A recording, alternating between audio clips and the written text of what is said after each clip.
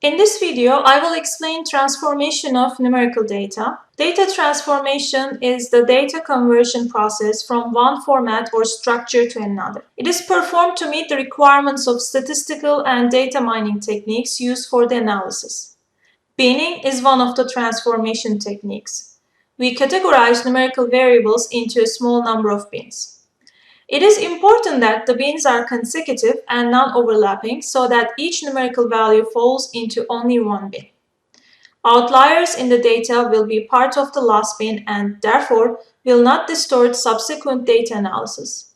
We can also create bins of equal counts where individual bins have the same number of observations. In order to better understand her customers, in this video the manager, if you remember her name was Catherine Hill, of organic food store would like to perform the RFM analysis. RFM analysis is a popular marketing technique used to identify high-value customers. RFM stands for recency, frequency, and monitoring. The RFM ratings can be created in this data file from days since last, that represents recency, number of orders, that represents frequency, and spending 2018, that represents monetary variables. Following the 80-20 business rule, for example, 80% of your business comes from 20% of your best customers, for each of the three RFM variables, she would like to bin customers into 5 equal size groups with 20% of the customers included in each group. Each group is also assigned a score from 1 to 5, with 5 being the highest. Customers with the RFM rating of 5, 5, 5 are considered the most valuable customers to the company. In addition to the RFM binning, she would like to bin the income variable into 5 equal intervals. Finally, she would like to start a tiered membership status where different services and rewards are offered to customers depending on how much they spent in 2018. She would like to assign the bronze membership status to customers who spent less than $250, silver membership status to those who spend $250 or more but less than $1,000, and the gold membership status to those who spend $1,000 or more. Now, to create the recency score, we need to first transform the variable days since last to reverse the order of data, because the fewer number of days since the last purchases, the greater is the recency score. So we create a new column here, which is called days since last reverse, and enter the formula is equal to select L2 and times -1, and then enter. As you see, now the value is -101, and we are going to drag down this formula. Next, we choose data mining, transform, and transform continuous data and choose bin. Now here, make sure that the data set is selected, A1 through O201, and check variable names in the first row. And next, our first variable is days since last reverse, and number of bins here should be 5. Bins to be made with is equal count. Value in the bin variable is rank of the bin and start 1, interval 1. Apply to selected variable. We will repeat this for the remaining 2 variables, number of orders and spending 2018. Now select number of orders, and then again number of bins are 5, and bins to be made with equal count. Value in the bin variable is rank of the bin and apply selected. And now for spending, again number of bins is 5 and apply selected. And then we click on finish. 2 new worksheets, bin output and bin transform, are created. The bin output worksheet shows the summary information such as the number of observations in each bin. The bin transform worksheet displays the scores for each RFM parameter for the renamed variables bin days since last reverse, bin number of orders, and bin spanning 2018. Check that the values for the first customers for bin days since last reverse, bin number of orders, and bin spanning 2018 are 4, 1, and 1. To create RFM score for each customer, we create a new column with the column heading RFM. Let's title it RFM. And now we will use concatenate function.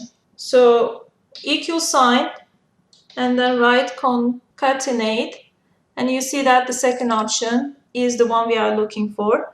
So we want to concatenate the values in R13, N13, and M13 and close the parentheses.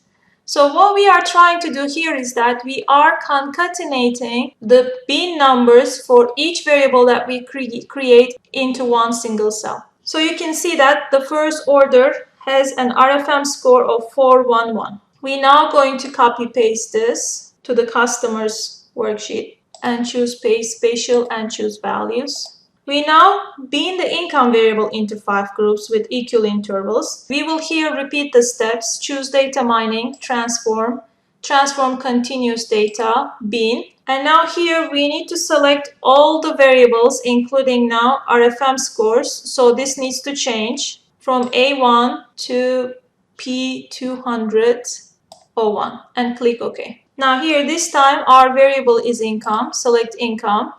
Again, we want 5 bins and equal count, rank of the bin are the same. Apply to selected variable and then click finish. 2 new worksheets, bin output 1 and bin transform 1 are created. The bin output 1 worksheet shows summary information such as the ranges of each bin, and the bin transform 1 worksheet shows the data set with the new column binned income here. And this displays the customer's income category. For the first customer, as you see, the income is in second category. We are going to copy bin income and paste the values in the customer's file. And don't forget, paste special. Next task we are going to do is assigning customers a tiered membership that Catherine designed. We have to first define this tiered membership. If the spending is less than 250, it's bronze. Between 250 and 1000 silver, and 1000 and above is gold. So these are all defined in this table. We have a column here, membership tier, and we use VLOOKUP function to bin the spending values into user-defined categories or membership tiers in this example. So how VLOOKUP function works, let me quickly explain. First, VLOOKUP. First, we need to enter lookup value, which is a member spending in 2008 in column J. So we are going to choose here column J, J2. And comma, the next criteria is table array, a lookup or reference tables. That is the ranges of spending and corresponding membership tiers in cells S2 and T4. But we don't include the column headings here. And the third one is column index number or column number in the lookup table that contains the output. As you see, the output in this table is in the second column. Bronze, gold are in the second column, so we write here 2. And finally, we will include true or false. So true represents whether we want to look up a value within a range, then you write true. Or if you find an exact match, then you write false. So since we are looking up a value within a range, we choose true here and close the parentheses and enter. So as you see, the first customer is in bronze membership. One thing we need to include here is that we need to put a $ here, S and T, to ensure that when the formula is copied to another cell in this column, the references will be again the same table, okay, and it's not going to change. So click enter. Now we can drag down the formula. So you see, we now categorize each member into one membership tier.